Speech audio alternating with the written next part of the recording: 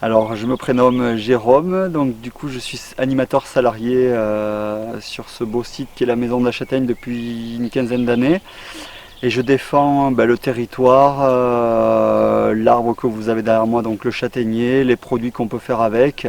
Et on essaye avec les élus locaux de valoriser un peu plus ce produit-là pour donner une belle image de notre territoire. Voilà, donc du coup, à la Maison de la Châtaigne, on fait de l'accueil de touristes, mais on accompagne aussi le renouveau du châtaignier sur le secteur. Voilà, donc c'est deux jobs un peu différents, quoi. Voilà. Sur le renouveau du châtaignier dans le secteur, mon rôle, c'est de faire le lien entre les producteurs de châtaignes, par exemple, et certaines subventions qu'ils peuvent obtenir de la région. Notamment en ce moment, il existe un plan d'aide sur le châtaignier qui s'appelle le plan Tradition Châtaigneraie,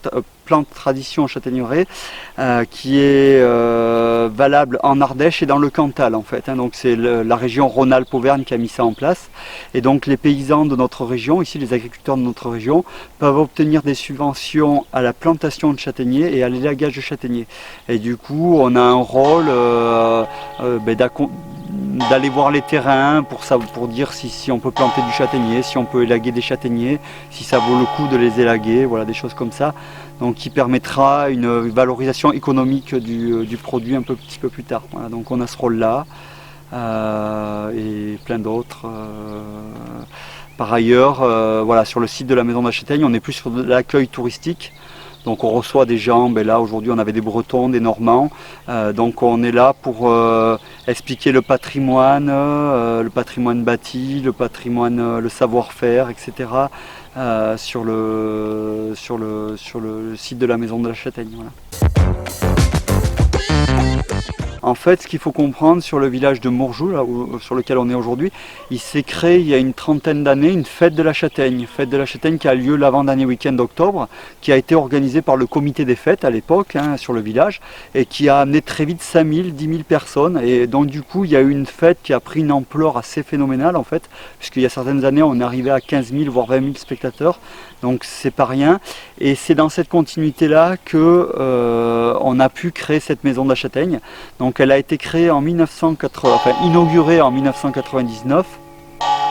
Et donc depuis 20 ans, on accueille les touristes de passage sur la région pour leur faire découvrir l'arbre, le fruit et tout ce qu'on peut faire avec, quoi, le bois, etc. Pourquoi venir en Châtaigneraie? Parce que déjà c'est un paysage doux. C'est des collines assez douces, c'est un paysage très joli à regarder, avec souvent des sommités, des collines réservées au milieu agricole, avec de l'élevage bovin-viande, bovin-lait en Châtaigneraie, et puis des parties plus pentues, plus abruptes. Vous connaissez peut-être la vallée du Goul, la vallée de l'Auze qui est très jolie, la vallée de la Rance aussi, côté Marcollès. Donc il y a des très jolis ruisseaux, très encaissés, avec des parties assez boisées, assez préservées naturellement, quoi. Et l'agriculture est aussi quand même assez préservée dans ce secteur-là. C'est pas des grosses exploitations agricoles, on arrive quand même à avoir un lien social important. Donc venir en Châtaigneraie, c'est aussi profiter d'un climat un petit peu plus doux que sur les monts du Cantal.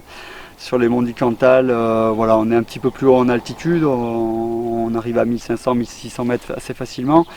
Ici, on reste dans des strates de 200 à 800 mètres d'altitude, donc le climat est relativement plus doux. Avec Aurillac, on a 3 degrés de différence à peu près ici, et si vous descendez sur Morse un petit peu plus bas, vous avez encore 2 degrés, donc du coup, il y a quand même un climat un peu plus doux.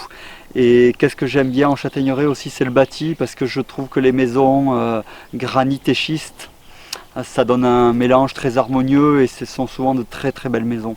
Voilà, donc du coup une typicité dans l'architecture au niveau du bâti qui est très jolie. Voilà.